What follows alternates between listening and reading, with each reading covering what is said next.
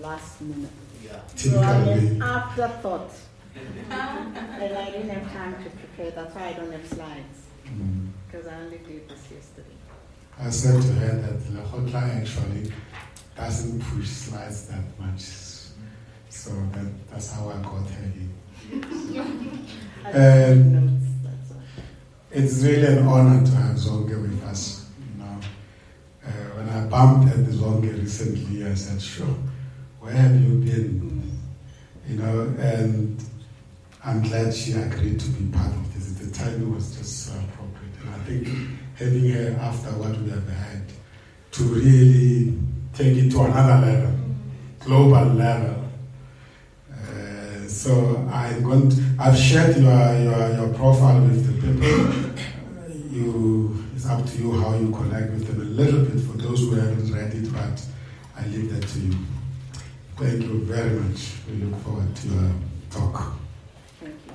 Thank you, Sam. Thanks for the invitation. I'm gonna divide my presentation into two parts. I mean, we all know children's rights, right? So it's no use for me to stand or sit here and rattle, right? Children have a right to food, to clean environment. We need to ask questions. And I think that's one thing we don't do as civil society. We leave government to do it all for us. And in the end, when children fall off a pit latrine in a school, who's, the parent is lost already. So I want them to, in the second part, I will rattle through a bit what are these rights, just very briefly in summary form. Actually, as I was explaining to Sam, I'm not even referring to children's rights from the point of view of ourselves here in South Africa. I am using the United Nations Convention on the Rights of the Child. It's all contained here, but of course I won't redo the book. I've just got my notes. In other words, I'm going beyond our situation here to say what are the norms, what are the standards that are expected in terms of how children's rights should be respected, promoted, and protected. And the reason for this is that in 1994, or rather after 1994, when we transitioned to democracy, South Africa rejoined the United Nations and became a member of a community of nations around the world. And so, having done that, we then, as a country, or rather our government, signed all kinds of commitments and, committed itself to all kinds of obligations, among them child rights. I've worked at the South African Human Rights Commission where we're looking at rights across the board, from civil political rights to socioeconomic rights, to environmental rights, to business rights. And also we worked on child rights.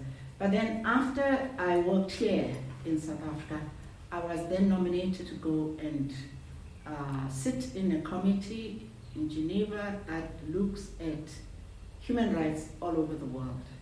So because we, as I said, are a member now of the International Community of Nations, we are obligated to conform to these standards that are set up, because we are now, I don't want to even refer to the big discussion of last week about the Convention on Apartheid.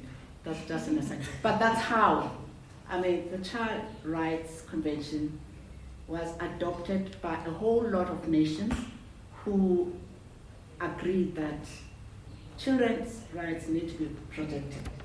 So in summary, I'm summarizing this, I'm not giving you all this. These rights, I'll talk to these rights in four main dimensions, right? The right to survival. This book talks about these rights in a scattered way, but mostly I can talk about four areas. The right to survival, the right to development, the right to protection, and the right to participation. That is the standard. These are the standards that were reached and which we now report to whenever our government goes to the United Nations to answer questions before a panel of experts who are going to ask, how have you promoted children's rights in your country? So survival, I started with survival. It's specifically the right to life. That is a very fundamental right. That's why we have things like immunization, because children who are newly born have got to be protected and given that ability to grow healthy so that their life is preserved. In fact, if I may digress again a little, I hope I'm not going to be long. That's why some countries, for example, do not allow for abortion, because they contend that that is a breach of the right of the child, even if the child supersedes many other rights in all the instruments, all the conventions. That's why we've got a whole lot of provisions for postnatal care, mothers going to hospitals pre and postnatally to ensure that they are in a state fit to look after their children to grow and develop. Another survival right is the right to an adequate standard of living. In other words, every child has a right to food, to clean water, a place to live in. We also have rights to social security. Hence, those people living below the poverty line can go to government, pay points, and get some amount in order to ensure that they are able to survive. And because government, as I said earlier, has signed this convention, it's obliged to conform and comply with these provisions. Now, I also talked about the second main area, which is development, the right to development. In other words, this right speaks to the ability of every child to develop his or her potential. For example, by education, by way of education, on the basis of equality. So the right to education is also a very, very basic right in terms of development, because that is how children get to understand. We've heard Elise talking about brain right, brain left brain. That's all part of the educational process that all those, what did you call them now? The modalities. Modalities are very important when a child goes to school, as you told us, how they can learn and absorb and be able to develop their potential to the fullest. Again, it is incumbent on government to provide these services. While of course we have private service providers, but basically every school, every government school has got to provide the basic education, including secondary education, including even higher education, and if possible, free of charge. The right to education, the right to health are referred to as socioeconomic rights, and in terms of our constitution, I just brought this just to show you, these rights can be progressively realized, because obviously government cannot do everything. So for example, if we say we want to provide school infrastructure for school furniture, toilets, and so on, in other words, all the other elements that go into making schooling pleasurable and an activity that children can enjoy, they have to be provided by government. But knowing that government cannot cover all these needs everywhere, there is a provision for progressive realization. But again, that's not important for our purposes here. Then the third main area is the right to protection. Now, children need to be protected as they develop. and they are to be protected in a wide range of circumstances. For example, children with physical and mental disabilities, children who are separated from their parents. Let's say parents are undergoing a divorce and one parent takes the child. It is incumbent on government to make sure that that child is provided for by creating and making laws to ensure that the rights of a child separated from their parents are guaranteed. Then there are other areas where children are really exploited and where they need protection most. And that is, for example, children who are exploited for their labor. What I didn't mention initially is that by child, we mean anybody below the age of 18. Now you'll find that, especially in pre-94, there was a lot of child labor, especially on farms. I mean, it was just a foregone conclusion that children of farm workers were literally just, there to also serve as laborers, whether they go to school or not. So government has also got that obligation now to ensure that there is a limit. In fact, there's no exploitation of a child under a certain age, because childhood is anybody up to 18. So child labor is prohibited. And one other area now that we are really having a problem with is children who are forced into prostitution. Oh, I'm asked to be a bit louder. Am I not audible? We are lost through. Okay. As I was saying, there's a trend now for a lot of our children to be forced into prostitution. I mean, there's a case of this Western Cape Tazin, just yesterday or day before, it all exploded in the media, that this child was literally trafficked and kept in a house where obviously all the parameters of this case haven't come out yet. But it's clearly a case of prostitution to the extent that this child lost her life.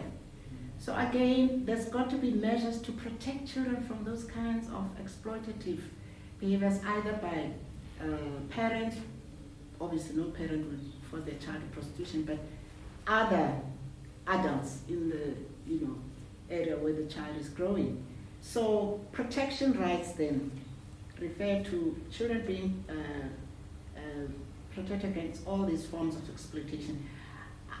Sale of drugs is another big area now that is becoming very, very common. Children to even sell drugs in schools. Something we've also observed from the media, you don't have to actually have seen it yourselves, but it's all the nyaupe that we're talking about. Some of these children are not even 18, but they're already out of school and lying around in parks and, on streets. So those street children who are pushing drugs need to be protected by laws. All of these protections, by the way, are in laws. They are there by law. If they are not, like gender-based violence, for example, that's why government felt it necessary to have the Domestic Violence Act to protect women as well as children. So these rights are enshrined in these laws. Two other areas that may not necessarily affect us here because we're not in a war or conflict situation, but even in those areas or those countries where there are these civil unrest, child soldiers need to be protected. And because of that, you'll find that some of these refugees who are coming, or immigrants who are coming because they are fleeing wars in DRC or whatever, some of those people come with children. Some of these children haven't been child soldiers and have to be rehabilitated. So when we cry that, what are these people doing in our country? we have signed this convention to say we will protect any child under the age of 18. So, and then lastly, oh yeah, children in prisons. That's another major protection right that they are entitled to. For example, children may not be held in the same cells as adults. They must be presumed innocent until proven guilty.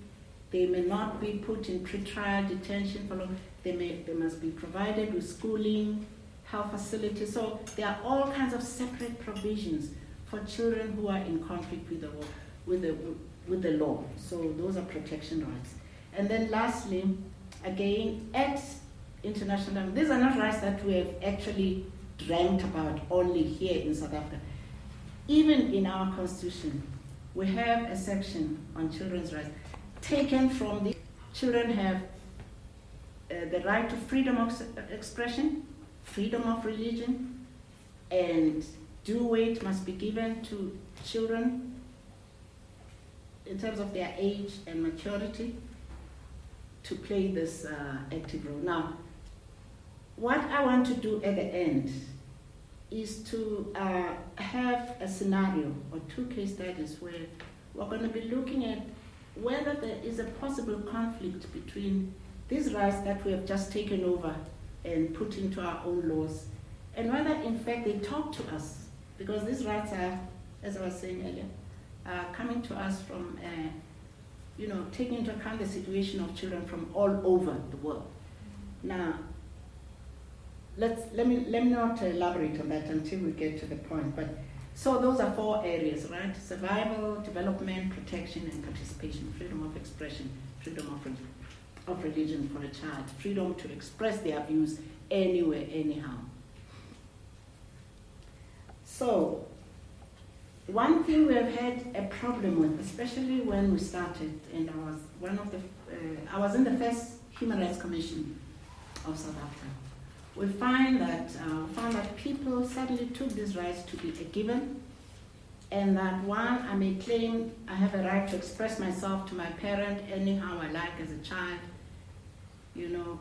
I don't have a responsibility. Now, that again is another area where we need to be very, very careful, because rights go with responsibilities. Unfortunately, we did not emphasize this enough.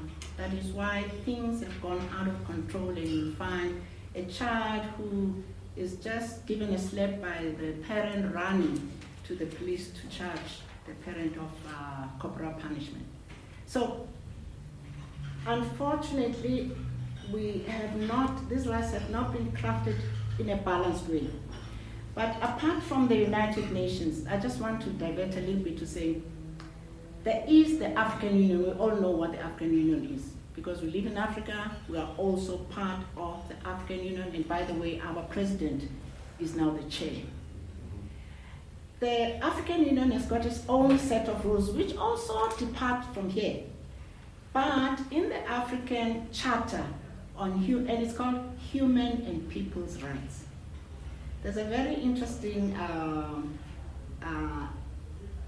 departure there, and that is that the AU Convention on Human Rights says everybody has a duty towards family. It doesn't appear in the international instrument. Everybody, including children, has got a duty to society, including respecting the rights of others. And I think that's why we missed it a little bit here in South Africa, because we emphasized children's rights and we did not emphasize their responsibilities, and that's where things have gone wrong. Another very interesting provision of the African Convention on Human and People's Rights is that everybody has got a duty to promote the harmonious development of the family, to respect parents at all times, and to maintain them in case of need. Okay, these are just norms and standards. Doesn't necessarily mean that you must protect, you must provide for your parents, but it's all there. I'm just drawing this distinction that when we look at our own culture and our own traditions, we are rooted in the family, we are rooted in society. That's why we say it takes a village to raise a child. That is an African saying, because not every culture, I mean, you go to America, there's no such thing.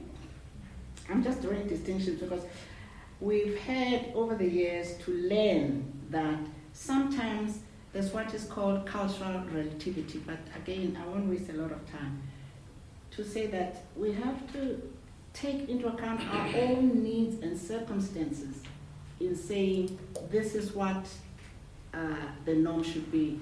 And so when these conventions were drafted, it was up to every country that signed. Like if we signed to the Convention on the Rights of the Child to say, no, on this article we have a reservation. We won't commit ourselves with. But unfortunately we didn't. We just signed because it was all part of the excitement of being a free democratic South Africa. In fact, I was sitting with a former Minister of Justice in the Gender Summit in Rwanda end of last year. And when I put across my presentation, she said, yes, in her response, yes, we signed all of these things without thinking, first of all, about the cost of it all. I mean, can you imagine the cost it would take to satisfy all these rights? So government did not, or whatever department was responsible, they did not make any reservations where, in fact, the Americans would say, for example, well, you know, we agree to the right to life, but we will not have abortion, you know? So these are some of the distinctions that countries make in order to ensure that the rights, whatever rights, but in our case, the rights of children speak to their circumstances. Okay, and resource bases. Now, I've rattled through, as I say, a few of these rights. I can't go through everything, otherwise we'll be here for the whole day. It used to take us a week to teach human rights just in our provincial offices in the country. But my main point is, how do we make these rights a reality? How do we monitor them? You see? And again, that is where the UN comes in very, very... and what happens is, having then ratified this convention, we then allow ourselves to be examined by this Committee on the Rights of the Child, so that after every 4 years, we're supposed to be summoned, but we have to voluntarily go and say, here is South Africa's report to the United Nations on how we have respected the rights of the child. Now, that's one way of monitoring how far we as a country are in terms of our children's rights. And what I want to do now in this second part is just to say give you a few examples of what this committee said to South Africa when we presented our second report in 2016. And by the way, we were very, very slow as a country to even put these reports together there, because they are huge and they take up a lot of time. For example, the children's rights involves all kinds of departments, from the Department of Welfare, Women and Children, Department of Justice, Department of Health, Department of Education, and so on. And so when we went in 2016, the Committee on the Rights of the Child came out with its own observations contained in this, but I won't again go through all of it. I've just taken extracts to say, how are we seen by the rest of the world in terms of how we are observing the rights. Now, I started off with survival rights. So when it came to the right to life, the committee observed that we still have very high infant and child mortality rates. And they link this up to the amount of violence. I mean, South Africa is a very violent country, and not many countries are as violent as we are. I mean, you just look at Botswana across the border. Okay, they may be at the same economic level as us, but you don't see so much violence. And even poorer countries like Malawi, who really struggle, in terms of, even providing basic rights. I mean, basic right to life. In a clinic in Malawi, you may not even find enough personnel to service the needs of people in that particular village, but there's no violence. So it was noted in this report that we have very high levels of violence which are linked to infant and child mortality rates. I mean, I just talked about the example of Tanzania. There are many others. I mean, how many children die either from abuse, neglect, or even, violence in the home, beaten up, cruel, treatment by not just parents, but by society at large, the communities. And also, what was also noted is that these high infant and mortality rates are to do with malnutrition. We still have very high levels of malnutrition. And then, of course, one penultimate cause is AIDS. In spite of the fact that we have improved our antiretroviral situation and mother-to-child infection rates have come down a bit, but we still are one of those countries with very high rates of the incidence of, prevalence of AIDS. So these high prevalence rates endanger the survival of children, so their right to life is affected. And I think I will go through a few of these just to say where we are at. And these are things that we may take up, I think, at the LEKGOTLAs to examine for ourselves now where we stand, because we can't just take it as a given that, traffickers must go and take our children and kill. What do we do about that? Even as civil society, much as government, these rights are the rights of governments, but we as civil society have a very big role to play. The same as I said, the right to life in terms of health, but also the right to access healthcare services.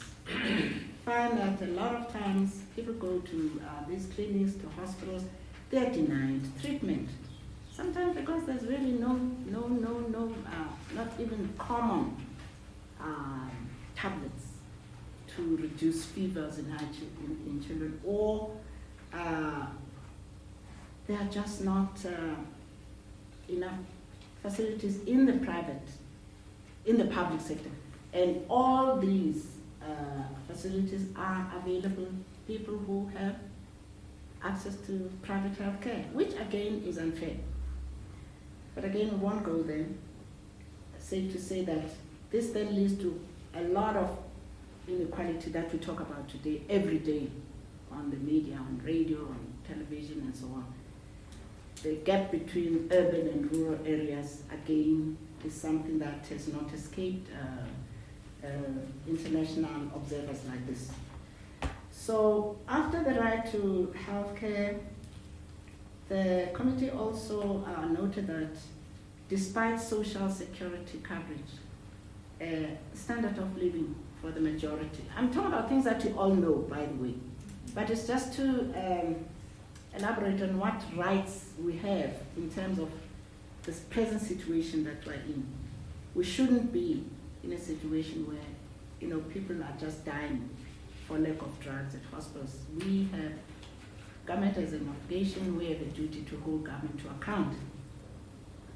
So poverty, in terms of standard of living, apparently in the age group 1 to 7, poverty is highest for families of children in those age groups. And of course, we all know from Zondo Commission that some of these funds are there to service our hospitals, but there's a problem of implementation, administrative barriers where, hospitals are channeling, the same doctors who are supposed to be giving us our drugs are channeling these drugs to their private rooms to give to their private patients. So these are some of the problems that make it difficult for the standard of living of the very, marginalized people at the bottom to ever get better. And so, even though we have social security, what does 7,000 rand do? Is it 4,000 per child? Yeah, it can't alleviate the problem of poverty for any family. But that's the situation. And then this is made worse. This is made worse by the fact that you can't even access in many areas water, sanitation. Some children still are exposed to those situations where they. Sorry, I just wanted to correct the previous statement. It's not 4,000, it's 400. I'm sorry. You see, I'm even thinking, is it 4? Really? I mean, we're thinking hundreds and millions and billions. We're not talking we're talking thousands and billions. We're not talking hundreds. 400 rand. Jesus. And how much does, a trolley full of food cost for a family of 6? That's a social security. You see the gap? Yeah, thanks for that. I can't imagine it. I really can't imagine how 400 can feed a child for a month. So the same sad, very grim situation applies to the right to education, where there's wide disparities in access. Children still going under trees. You wonder what happens during these rains and storms. Children in mud schools, there's no access. There's not enough or equal access. And there's no access to quality education. We may have education, but what quality of education is it? And of course, again, it depends on the economic status that child comes from, the geography, or even the race of the child in terms of how they can access the right. It's unfortunately the situation as we're living at the moment.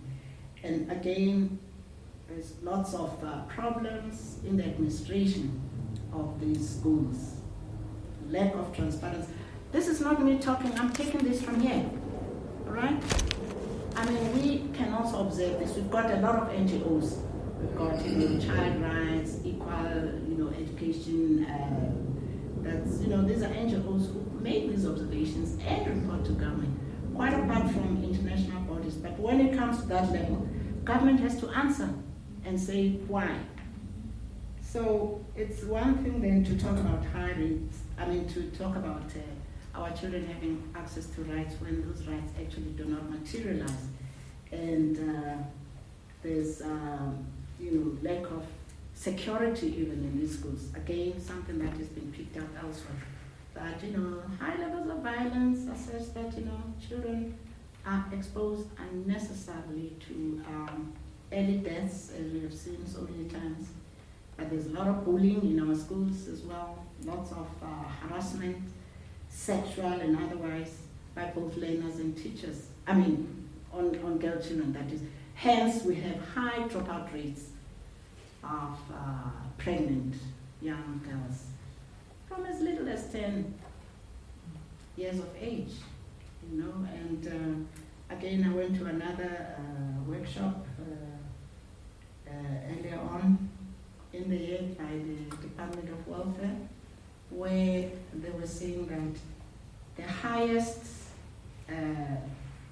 population that gives birth are children between the ages of from 10 up. That's where there's lots of, children, how do you put it? You have these pregnant girls who drop out of school and obviously suffer in terms of their access to education, but also they account for the highest number of births in the country. Again, which is not, it's an anomaly. You shouldn't have 10-year-olds and 12-year-olds having children. And again, that speaks to us, again, as parents, even though government have got this obligation to ensure this right? What are we as civil society doing, as parents, apart from, feeding and looking after the welfare of our children? Some of these views emanate from our own behaviors as adults and parents in the community. Now, just briefly again to touch on children in need of special protection, I rattled a few of the kinds of children mentally disabled. And by the way, children with mental and physical disabilities, we've got a new term for them, but I use the old terms. They are subject to a lot of discrimination. In fact, even our own traditional norms are such that if a child is born deformed, there's all kinds of,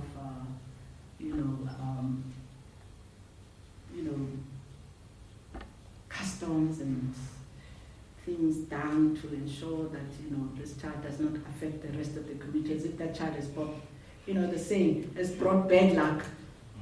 So these discriminations also affect how children respond. Children access their rights. A lot of children drop out of schools because they can't cope with the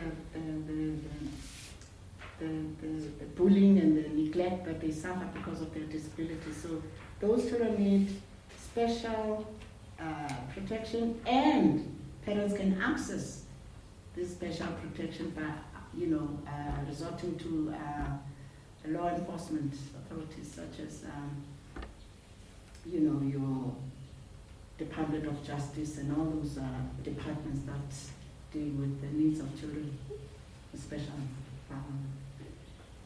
disabilities. And children also in factories who work under hard, difficult conditions also there's all kinds of legislation to protect them.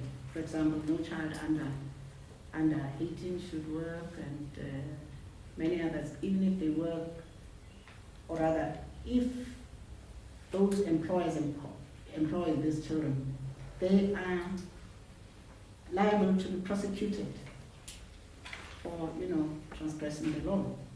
Children living on the street also have rights, even though we may not think so.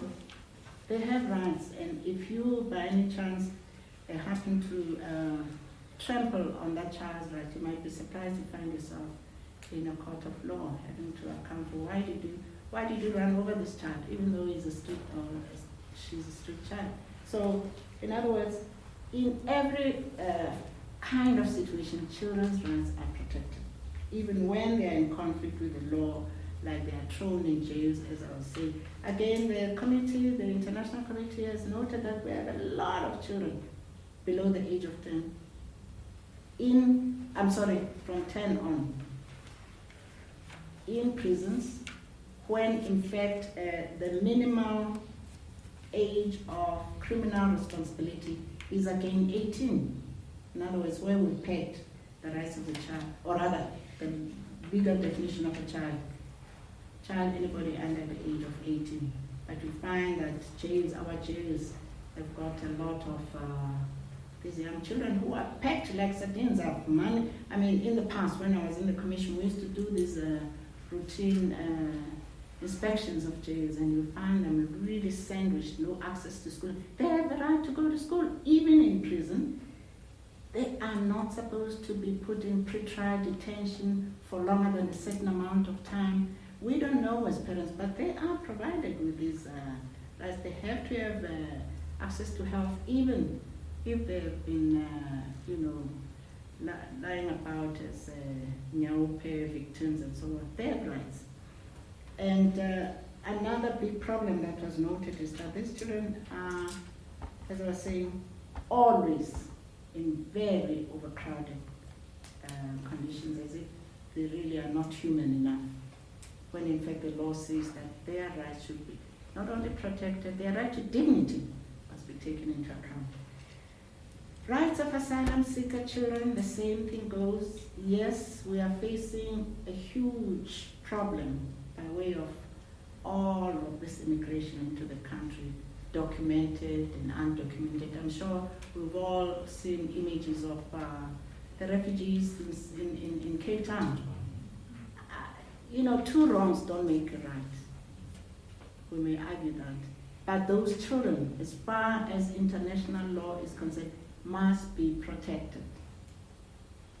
So again, the parents may not have the right papers. They may not have gone to a refugee office to apply if they want to call refugees for refugee status. But the children should not be penalized. The children should be taken to school. The children should have access to health services and all the other things, social security and so on. We are not doing that, and we are fine to be lacking in that respect. All these unaccompanied children who are also coming on their own. There are actually many children who are unaccompanied, who just cross the borders on their own. And again, we're not giving them the due rights that they're entitled to, because international law says whether you are, a child of an undocumented migrant, let's say, you have the rights just like every other child. Because these rights, as one of the main principles accompanying them is the principle of non-discrimination. You should not discriminate among children, who is who and who is not, because that's how it is. I don't know whether you agree or disagree, but we'll get to looking at those points when I do the exercises. But I just want to also mention and highlight the fact that even our own indigenous children have rights which are trampled upon in our schools and communities. I'm sure you all know that yesterday was the International Mother Tongue Day, and a lot was said by people like Benoni, who, as we know, does her poetry in indigenous languages. Our Chief Justice was one of the main speakers at an event. And it is true.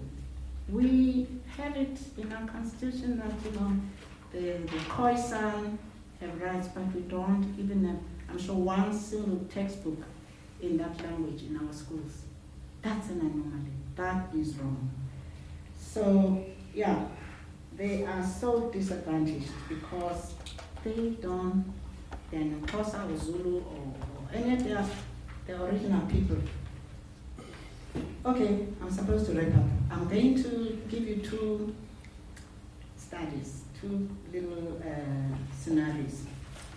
This convention that I was saying, I'm basing my talk on, says that the views of the child must be respected. And that in South Africa, our traditional attitudes limit the ability of children to freely express their views within the family, at school, and in institution. And that this right is not taken into account in practice, such as, before your courts of law or in any administrative sector where, let's say, you go into an office of, Department of Justice, and you as a child want to express yourself. Our traditions and the way we've always done things in South Africa is such that we don't give the opportunity to children. And so the committee then recommends that children should be given a free hand, even in the drawing up of national policies. And in the drawing up of budgets, there should be a children's budget, and so on. So the point is now, do we really think that the Department of Women, Children, and People with Disabilities would provide this framework within which these children can be put together to say, you go and represent children in Parliament when the budget is being drawn, which is, by the way, next week. So the question is, how broad are these rights? And is it realistic to require government to ensure that children are involved? I mean, countries like Norway and all these very, very old democracies have got a lot of opportunity for children to do exactly what this committee is asking us to do. But are we at a stage where we are advanced enough to get children to be involved in the planning of annual budgets and poverty reduction strategies? I mean, these may be theoretical questions, but an 18-year-old, is he really not old enough to be able to determine that I'm not getting so much of this in my school or in my institution, and I demand this right to be realized? Second scenario, which I would like some comments on from the floor very briefly before we finish. Again, this committee talks about the fact that we do not take into account the best interests of the child, because we grow up in an environment where we're told a child has got to be seen and not heard. So the committee expresses concern about this and says, for example, virginity testing, they found it to be very, very commonly practiced. And why without the child's consent? Now, we know ourselves, we come from various parts of the country where this practice is done. Is it okay for this committee to tell us that a child must be consulted before virginity testing is done on them? I'll stop there. I just want us to, I'm just trying, by putting these little examples, to say, do we then take these rights as a given, even if they come from highly respected human rights experts, such as this committee on the rights of the child? We've got to put our house in order first before we say, yes, indeed. But we did not make reservations, which is the problem. We've just imbibed all these rights without really saying, is it possible in all instances? I'm not saying they shouldn't be respected, but we have to weigh them up and balance them up, especially when they are contentious, because these two areas of, these two examples I'm giving are a reflection of the rights of the child conflicting with the rights of the parent. In our culture, it's the parent who decides. In KZN, I'm sure, some children go to Imala or whatever it's called. I don't know, I'm not from there. But I've seen these girls going and, saying yes. But is it always the case? Thanks. And also freedom of expression. It's a very loaded thing, because we are bombarded by social media. And if we take it that, we can just throw pornography around in our social media and our children have no voice. I'm just looking at two sides of the coin here to say, is it, the committee may be right in some instances that the best interest of the child must be taken into account. The child's views must, also be taken into account. So we can't fault it all the time when it comes to these very contentious areas. Thank you very much. Thank you very much. Very insightful. We need a workshop on this.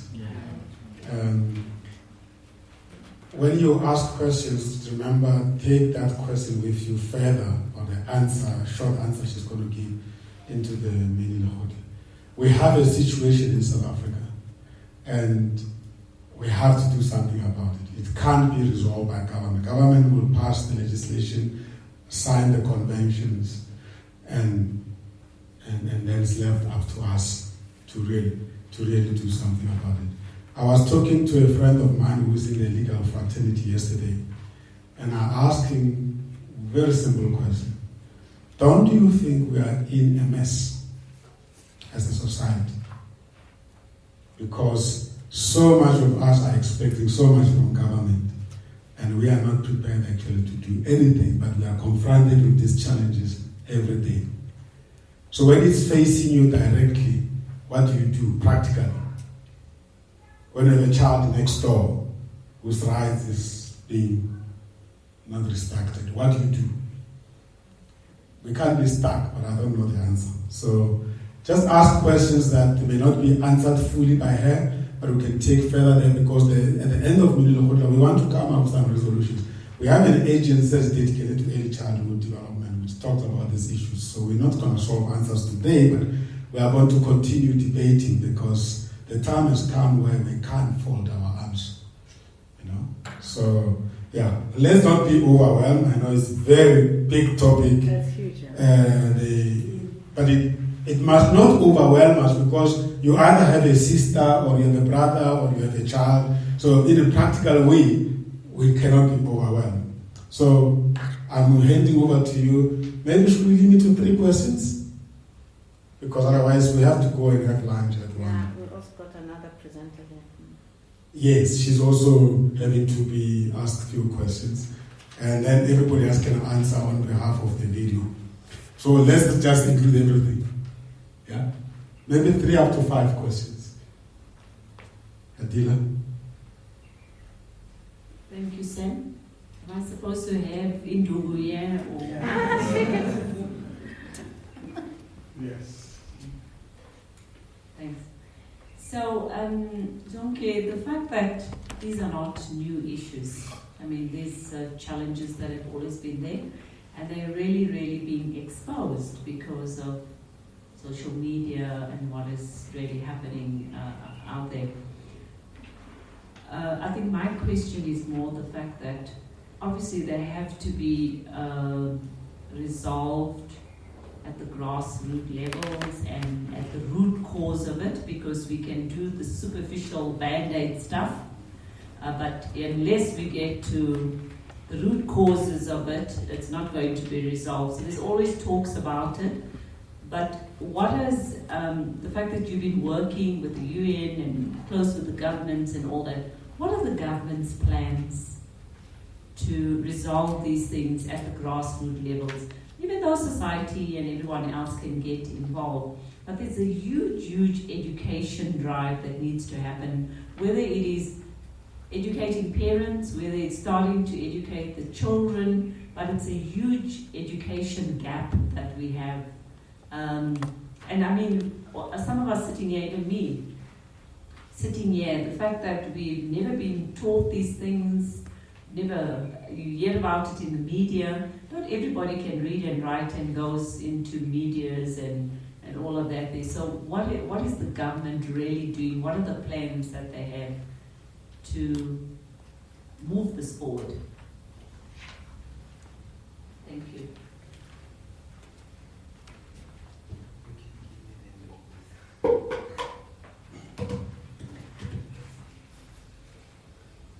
Thank you.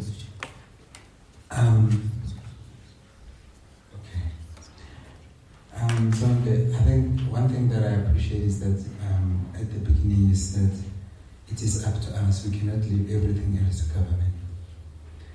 But my question really is, it basically connects with Adila's question, but mine is about the baseline or the foundation or the platform. Not platform as in where somebody stands and speak, but the platform to engage.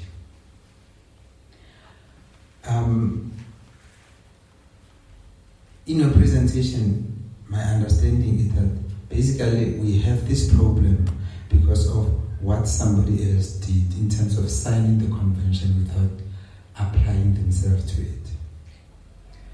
There is also, should I say, let's call it corridor talk about the NGO sphere. That NGO owns the data in the health sector. They own the data in the child support, child whatever. And this NGO, most of them are funded by external organizations. Basically, those organizations are monitoring the happenstances in our country. Now, as a government, or maybe as ourselves here, do we really have a basis to talk about this? Because the foundation, according to me, is not even there. And from what you just articulated, it seems like there is a big disconnect between the policymakers and the beneficiaries or the grassroots. So with that in mind, how is one to go about it? I'm tempted to ask the next question to Helen about, I like the brain stories. I like the brain stories a lot. My question is just, how receptive is the establishment towards what you have presented? And if I can just give an anecdote. A research was done in Minnesota, and they discovered that from the age of 16 and 35, human beings' hormones run amok to a point whereby young people especially, they are highly likely to sleep at 2 in the morning. Yet our school want them to start attending at 7. And we have this information with us. Yet should I say, maybe the establishment or whoever is in power doesn't seem to be factoring it in. Then we're surprised kids are not learning well. Thank you.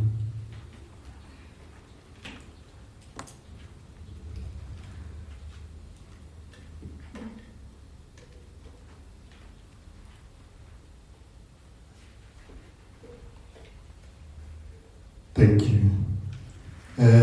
For me, I wanted to ask about the question regarding the progressive implementation of some of these rights which we have signed for. For example, in our country we have provinces. You find, for example, in Limpopo, there are provinces, there are schools which they are still using people toilets. And you have Gauteng province, which is implementing every learner 1 tablet. How can we be able to justify a progressive implementation of a right to learn or right to education in that particular instances? Thank you.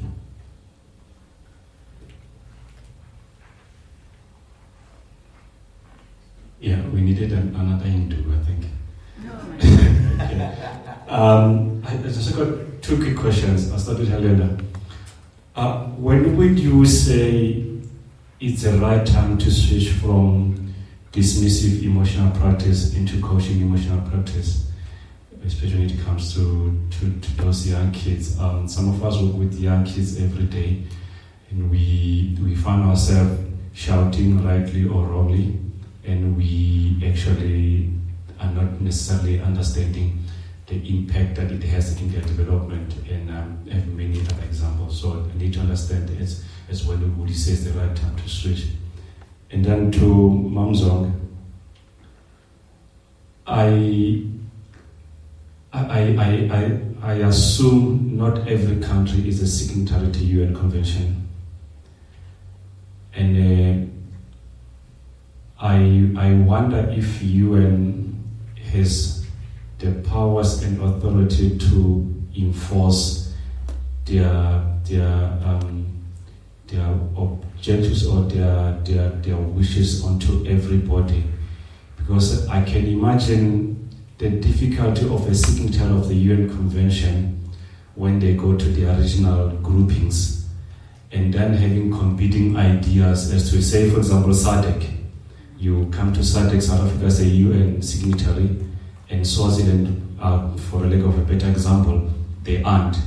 And then now we have to come into original grouping and have a Puyago high.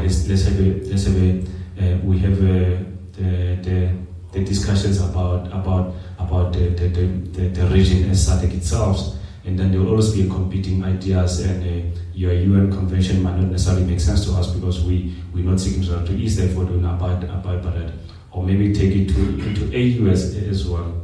You come in as South Africa, you're AU chair, and you subscribe to a UN convention, but the larger percentage of AU don't believe it that, and I can imagine the debates in those conventions. Thank you. Mama Zonke.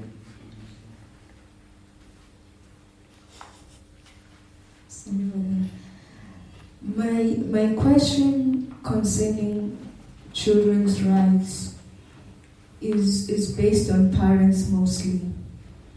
I picked up certain things that you have mentioned, which the government have already endorsed. And my first question is, how far are the parents engaged into those laws that come into the Constitution? Because those legislations, as much as they come from the upper level of government, they actually do affect us as parents.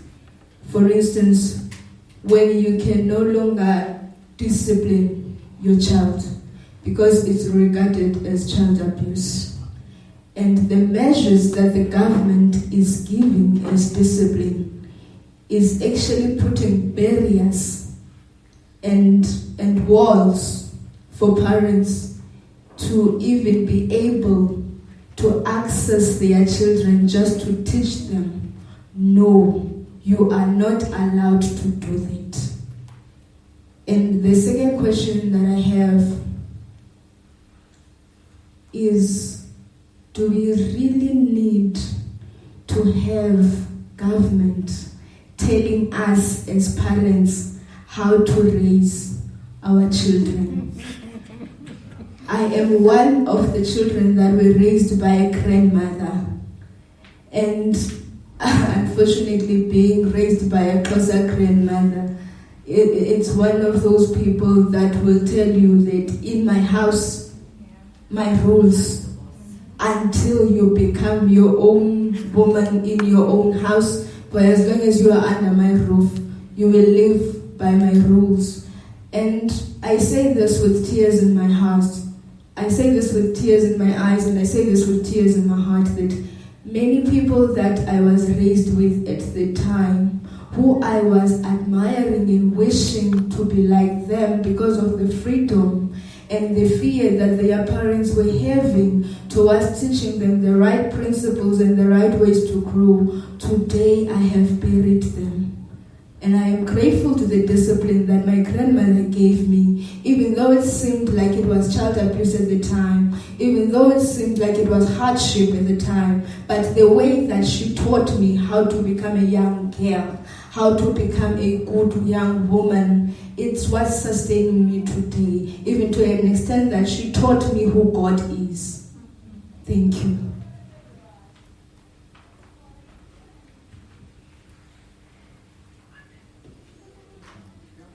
I've got two questions.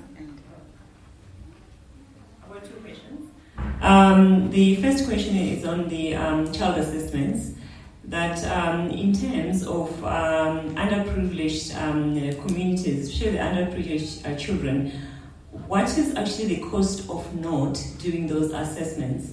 Because probably we look at the direct costs, rents and cents, but what is the cost of not doing them in the long term? Because I think at the moment they're actually happening in the more privileged areas, not in the underprivileged areas. And then the second thing, the same question that I have is in terms of when you look around, when you're walking in the streets now, we're seeing more and more children in the streets, on the streets. And we know that in terms of tax, we do pay tax already for those children to be protected. So why is it that they're not going in this place of protection? And why is there so much sensitivity when people try to bring up issues of actually taking those children from the streets and taking them where they should be in terms of centers of protection? Because then they can be educated, then all the other stuff that needs to happen can also happen as well. Because the more they're in the streets, the more they're actually exposed to all the risk that we don't want them to be exposed to.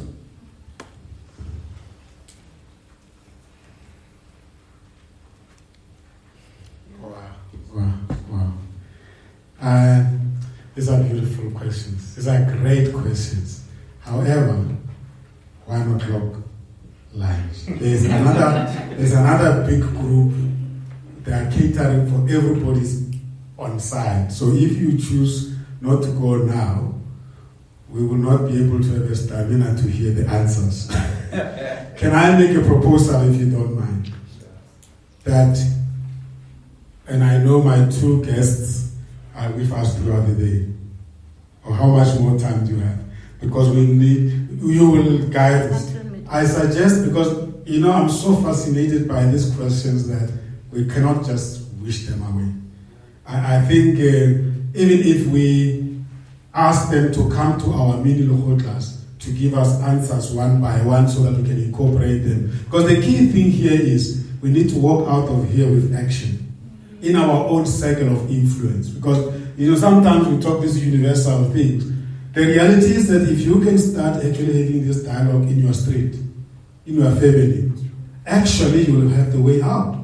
Because as Attila was saying, some of us, we grew up, we don't know these things. So if we don't know our rights, we can't even move.